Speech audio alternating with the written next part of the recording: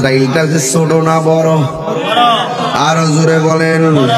এত বড় আজরাইল ঘরের দরজার সামনে যখন দাঁড়াইব, আজরাইলটা জীবনে দেখি নাই, অপরিচিত এত বিশাল দেহের অধিকারী দরজার মধ্যে ভয়ঙ্কর সুরত নিয়ে দাঁড়াবে। রক্তগুলা পানি পানি হয়ে যাবে, রগগুলো টাস টাস করে ছিঁড়ে যাবে, হাড্ডিগুলা খুলে যাবে। দেখবেন মানুষ মারা যাওয়ার পরে কয়েক ইঞ্চি লম্বা হয়ে যায়, তার গিরাগুলো সাইরা দে, শরীরটা সাইরা দে। ও বন্ধুরে, ওই মুহূর্তে আজরাইলের থাবাটা দেখা মানুষ এমন তৃষ্ণার্ত হয়ে যাবে, তার মুখের ভিতরে 7 সমুদ্র 13 নদীর পানি ডাইলা দিল, পানি তৃষ্ণা মিটবে না গো।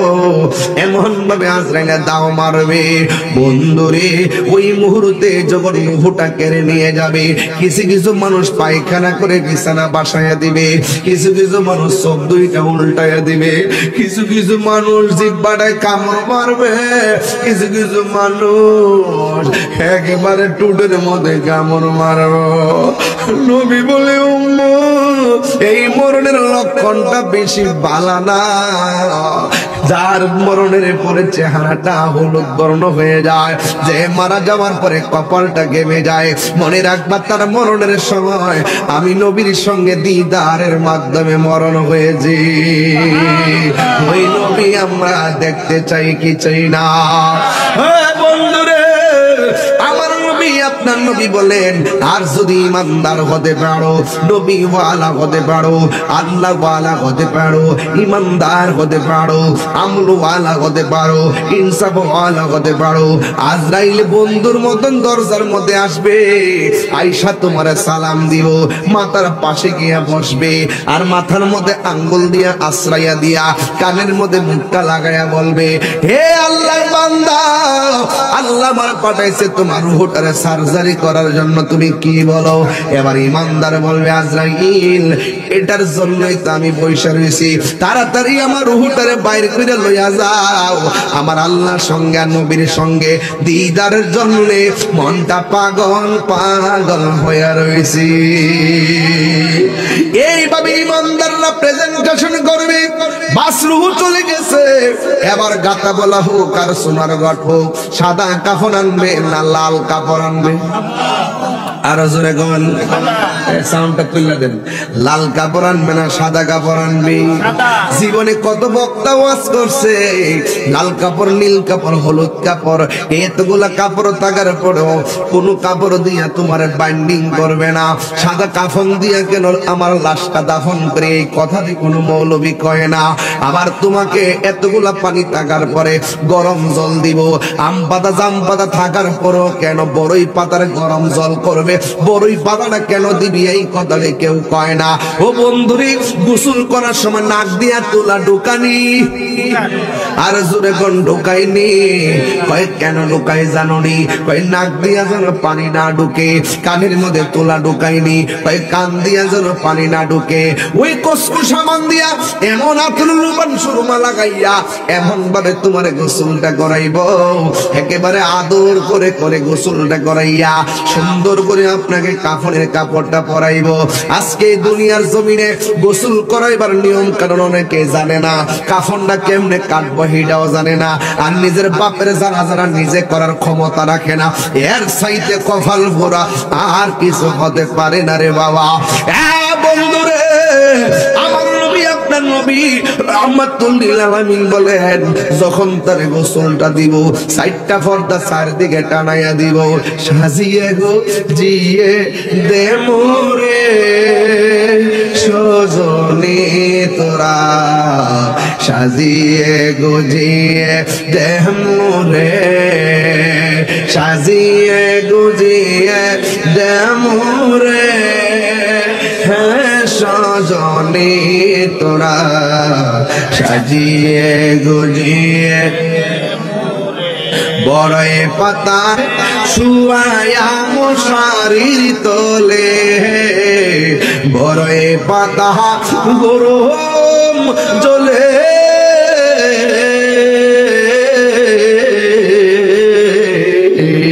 বড়ই পাতা গরম জলে শুয়ায়া মশারির তোলে, আতর গোলাপ সুরমা লাগাই দে সজনী তোরা সাজিয়ে গুজিয়ে দে মোরে সাজিয়ে গুজিয়ে সজনী তোরা সাজিয়ে গুজিয়ে দে মোরে এত রঙিন এত কাপড় কিছুই ভালো লাগে না মন এত রঙিন এত কাপড় এত রঙিন এত কাপড় কিছুই ভালো লাগে না মোর সাদা কাফন আমায় পরাইতে সজনে তোরা সাজিয়ে গুজিয়ে দে মোরে সাজিয়ে গুজিয়ে দে মোরে সজনে তোরা সাজিয়ে গুজিয়ে দে মোরে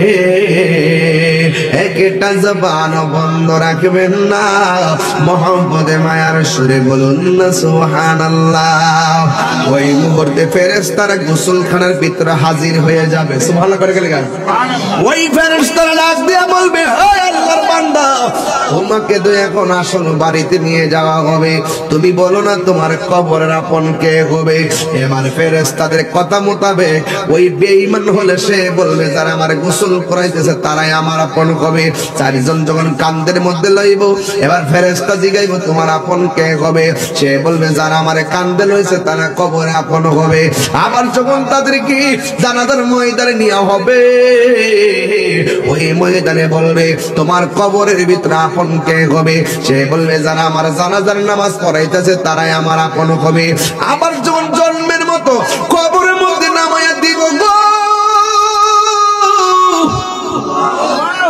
জিজ্ঞাসা করবি কে তোমার কবরে আপন হবে সে বলবে আমার কবরে যেই দুইজন নামছে এরাই হবে আমার কবরের আপন এবার দুইজন যখন ওইটা যাইব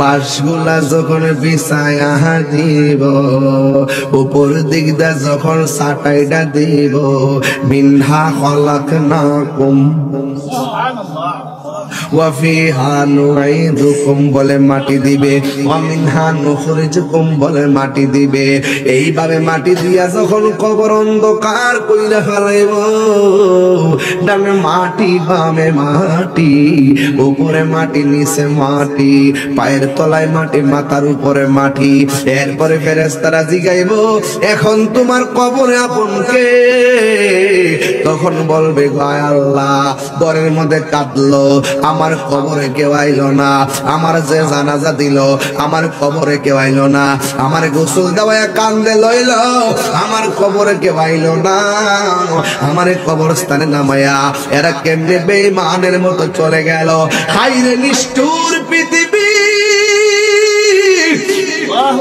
এত নিষ্ঠুর যদি হবে পৃথিবী তাইলে দুনিয়ার জন্য আমি মস্তাম না রে আর যদি ইমানদার হইতো ইমানদার বলবে আমার কবর ভিতরে যিনি আপন হবে তিনি আছে সোনার মদিনা জোরে জোরে কে আল্লাহু আকবার বলা যাবে না ওই ইমানদাররা কবরের মধ্যে যাইবে কবরের মধ্যে যাওয়ার পরে ফেরেশতা নামে দুইটা আমি বলি তিনটা ফেরেশতার প্রথম ফেরেশতা আইসা ভিতরে রূহটা দিয়া যাইব এমনি এবার এইভাবে যখন ঘুরে ঘুরে দেখবেন আমি কই আইছি রে ও আসল জায়গা দিতে আইছি দেখেন বেঈমানরা কবরে গেলে অন্ধকার দেখে পাগল হয়ে যাবে আর ইমানদাররা বলবে আমি জায়গা মতো আসছি এখানে আমার মধুর মিলন হবে এই ইমানদাররা কবরে যাওয়ার পর দুইজন ফেরেশতা ফেরেশতা কবরে নামবে সালাম দিয়া উইঠা তার এমন করে বসাইব, বসাইয়া বলবে মার রব্বুকা, তোমার রব কে? সে বলবে রব্বি আল্লাহ। এরপরে বলবে ওমা দীনুকা, তোমার ধর্ম কি? সে বলবে দীনি আল ইসলাম, আমার ধর্ম হলো ইসলাম। এরপরে বলবো আমা কুনতা তাকুলু ফি হক্কে হাজার রাজুল, এই লোকটা যে আসে তিনি সম্পর্কে তুমি কি জানতে? এবার সে বলবে তিনি হলো আমার রাহমাতুল লিল আলামিন, যিনি হলো আমার আল্লাহর সাক্ষী, যার কারণে আমরা আল্লাহরে চিনেছি, তিনি হলো রাহমাতুল লিল আলামিন, আমাদের নবী। এই কথা যেই মাত্র বলবে ওই কবর ফেরেশতার আঙ্গুল দিয়ে দেখবে, তাকাও, তাকায়া দেখবে জাহান্নামের আগুন দাউ দাউ করে জ্বলতেছে। ইমানদারে বলবে এ ফেরেশতারা, আমি তো তোমাদের তিনটা প্রশ্নের উত্তর দিয়েছি, আমার সামনে কেন জাহান্নামের আগুন দেখা যায়? ওই ফেরেশতারা বলবে ও আল্লাহর বান্দা, যদি তুমি আজকে উত্তর দিতে না পারতা, ওই জাহান্নামটা যে বরাদ্দ ছিল এটা তোমার দেখাইলাম।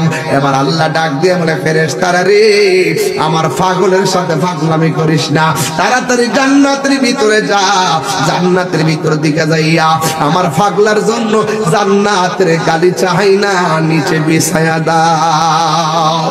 যেই মাত্র নিচের মধ্যে গালিচা বিছায়া দিব, ওই জায়গার মধ্যে সে ঘুমায়া যাবে।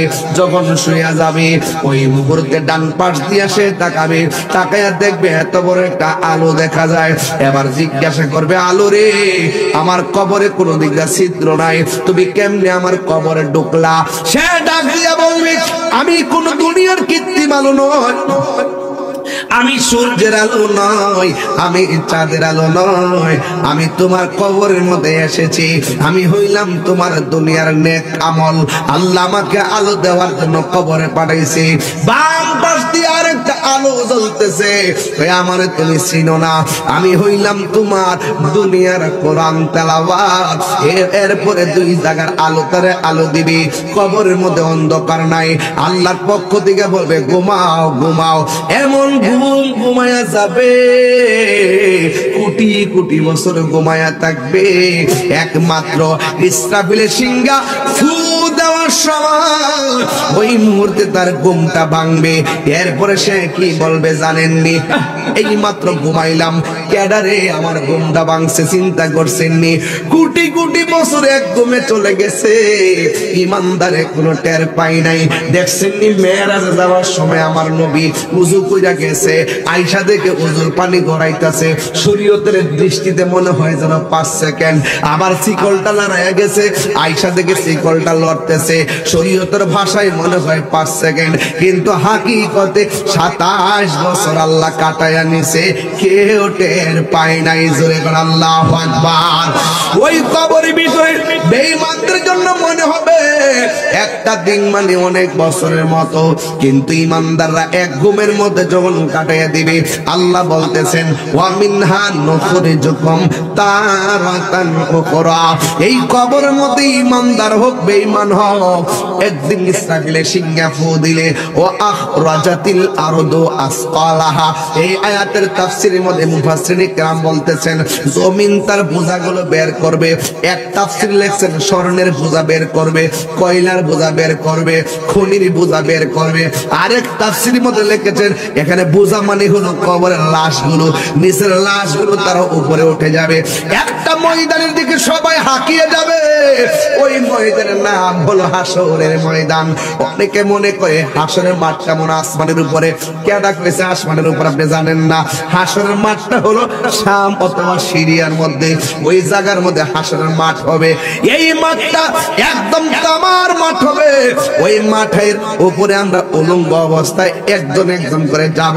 আগুনে যে পুরাইছে আগুন থেকে বের হয়ে যাবে, পানির মধ্যে যে ডুববা মারা গেছে পানি থেকে বের হবে, কবরে যে ঢুকছে কবর থেকে বের হবে।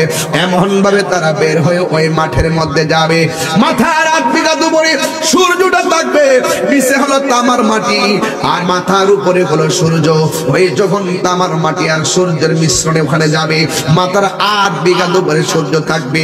আল্লাহ বলতেছেন ওয়া মিনহা নুখরিজুকুম তারাতান উখরা, তোমাদেরকে কবর থেকে বের করে হাসরের ময়দানে নেওয়া হবে। উখরা মানে হলো শেষ বিচারের দিন, আখিরাত মানে মৃত্যুর পরিবর্তে জীবন। উখরা মানে হলো শেষ দিবসের দিন। আয়েশা সিদ্দিকা ডাক দিয়ে কয় নবী গো, উলঙ্গ অবস্থায় একটা ময়দানে গেলে তাইলে একজন আরেকজনের দেখবো। আমার নবী বলে আয়েশা না না, একজন আরেকজনের দেখবে না রে, কবর থেকে উঠানোর সময় গাটটা বাঁকা কইরা দিব, মাথার হাত দিকার উপরে সূর্যটা থাকবো, মাথার খুলিটা সেকেন্ডে উইরা যাইব। কেউ গিরা পানিতে সাঁতার কাটবে, কেউ হাঁটু পানিতে সাঁতার কাটবে, কেউ কোমর পানিতে সাঁতার কাটবে, কেউ গলা পানিতে সাঁতার কাটবে। যার গুনাহ যেমন তার শরীর থেকে পানি ঝরব তেমন। ঠিক এই পানিটা কেমন জানেননি? দুনিয়ার আগুনটা যত গরম, এর থেকে 70 গুণ গরম হলো সেই পানিটা। ওই পানির মধ্যে পা দিয়ে দাঁড়ায় থাকবো 100 বছর, 50,000 বছর দাঁড়ায় থাকবো। একদিন না, 2 দিন না, ওই দিনগুলো আমাদের দিনের মতন না। 50,000 বছর দাঁড়ায় থাকবে, মাথার উপরে সূর্য থাকবে। এমন কোন নবী নাই আল্লাহরে বলবে আল্লাহ বিচার কাজটা শুরু করো। একজন আল্লাহরে বলবে আল্লাহ বিচার কাজটা শুরু করো।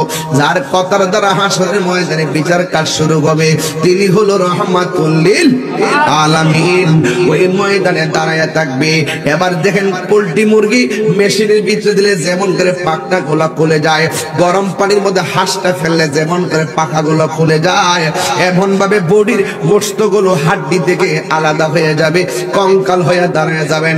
মার সামনে দিয়ে ছেলে যাবে, সন্তানকে পরিচয় দিবে না, মা সন্তানের পরিচয় দিবে না। সবার জীবনে একটা মাত্র স্লোগান নাফসি নাফসি নাফসি বলে কাঁদবে। এবার আল্লাহর কাছে এক শ্রেণীর বান্দারা বলবে আল্লাহ আমরা তো আযাব সহ্য হয় না, ওইলি ইয়েস অথবা নট, দুজকে দাও নালে জাহান্নামে দাও, এই গরম পানি আর সহ্য হয় না। আল্লাহ ডাক দিয়ে কয় ও ফেরেশতারা এই বান্দা আমলনামা নিতে চায়, তার বাম হাতের বুকের ভিতরে ঢুকায়া দিবে, ওই পিছন দিকটা বের করে, পিছন দিকটা বের করবে। বলবে আল্লাহ গরম পানির মধ্যে দাঁড়া করে রাখছো, পেটের ভিতর দিকে হাতটা ঢুকাইয়া দিছো, তুমি আমার আমলনামা দাও, পিছন দিকে আমলনামা দিব। এবার বান্দার বলবো আল্লাহ কষ্ট করে হাত ঢুকাইছে অসুবিধা নাই, কিন্তু আমি তো মুখ দিয়ে চোখে দেখি না। আল্লাহ বলে ফেরেশতারে গাটটারে ভাঙ্গা পিছন দিতে গাটটা ঘুরাইয়া দে, গাটটারে ভাঙ্গা দিব, পিছন দিকে তাকিয়ে দেখবো হাতের মধ্যে জান্নাতের টিকিট না, হাতের মধ্যে জাহান্নামের টিকিট দিয়ে দিছে। এমন ভাবে হাসরের মাঠটা ভয়াবহ হয়ে যাবে রে, হাসরের মাঠটা ভয়াবহ হয়ে যাবে। ও বন্ধু এমন ভাবে যার জারিয়া নাফসি নাফসি বলে কাঁদবে। আমার নবী আপনার নবী বলেন হাসরের ময়দানে 7 প্রকারের মানুষকে আমার আল্লাহ আরশে আজিমের নিচে ছায়া দিবে। এর মধ্যে 1 নম্বর হলো আদেল, মানে হলো ন্যায় বিচারক। 2 নম্বর হলো দানশীল ব্যক্তি। আজকে যে মাহফিলে দান করেছেন আপনি মনে করবেন না আপনার লস হয়েছে, আপনি কিন্তু হাসরের মাঠে স্থান পেয়ে গেছেন। আমার নবী বলেন যারা দান করবে দানশীল ব্যক্তিগুলোকে আমার আল্লাহ আরশে আজিমের নিচে ছায়া দিয়ে দিবে।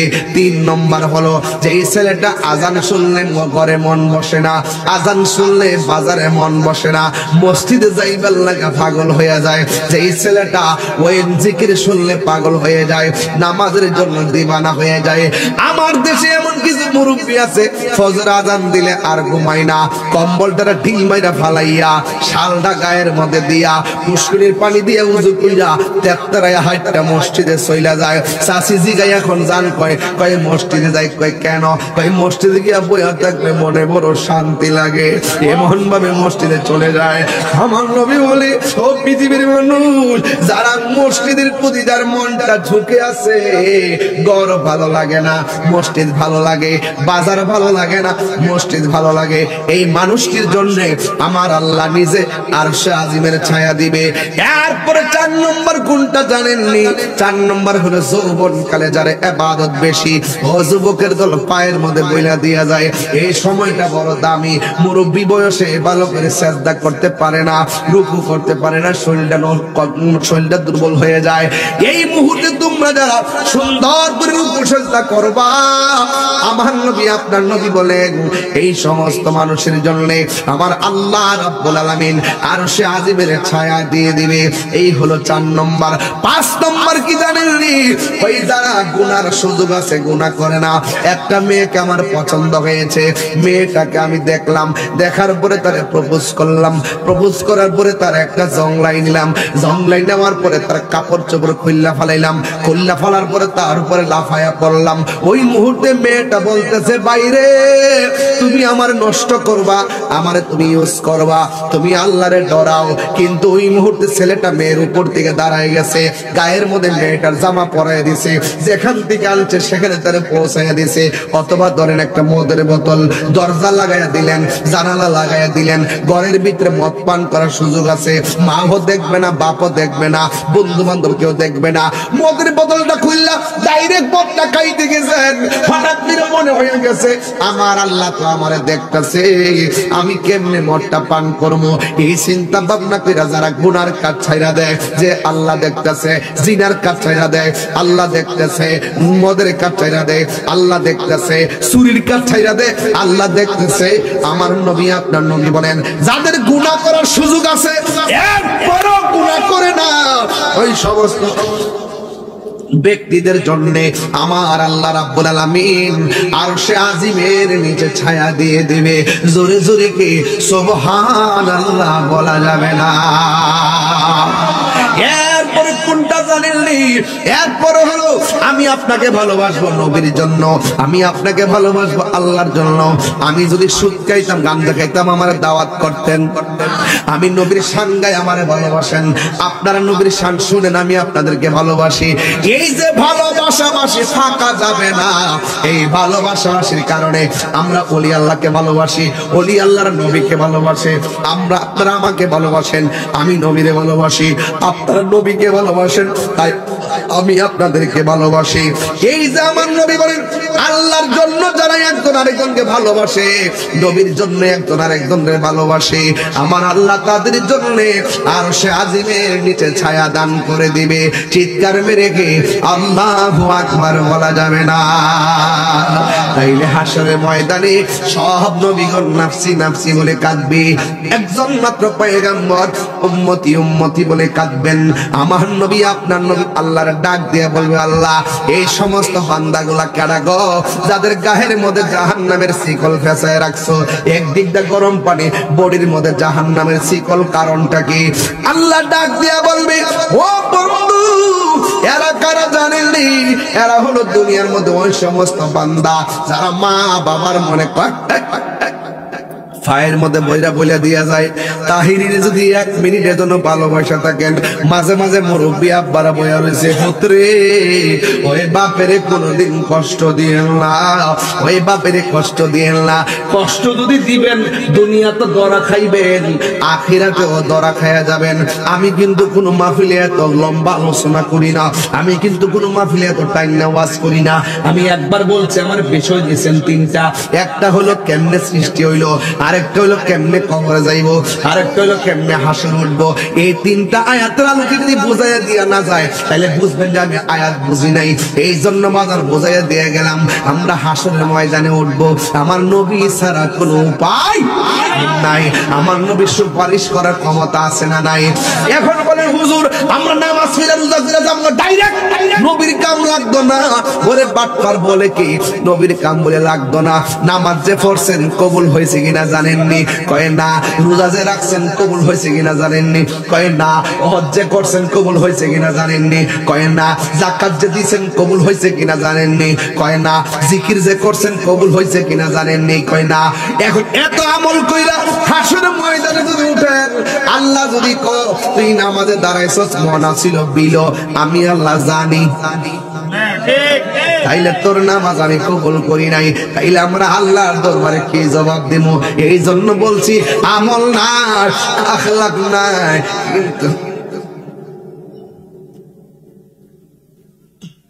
কিন্তু আমাদের অন্তরে নবীর মহব্বত আছে না নাই? আর জোরে কোন না আছে না নাই?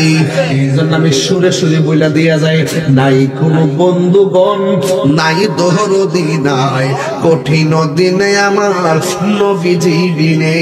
নাই কোনো বন্ধুগণ, নাই দরদি নাই কঠিন দিনে আমার নবীজি বিনে। রোজ হাসর কঠিন দিনে রাব্বুল আলামিন ওয়াহিদুল কাহ্হার বলিয়া সাজিবেন হাকিম। থাকিবে না দয়া মায়া স্নেহ মমতা, কেউ হবে না কারো জন্য জাবিনদাতা। হাই হাই হাহাকারে কইরা যাবে ধনী, পিপাসাই ফাটিবে ছাতি, মগজ গলে পানি। কান্দিয়া জানাই কান্দিতে থাকিবে সেদিন আদমের আওলাদ, কান্দিয়া জানাইব তারা তাদের ফরিয়াদ। জোরে জোরে কি আল্লাহু আকবার বলা যাবে না?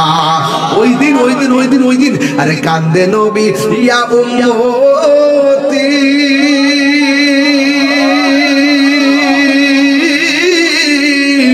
আমার উম্মতের কি হবে গতি গো। আরে কান্দে নবী, ইয়া উম্মতি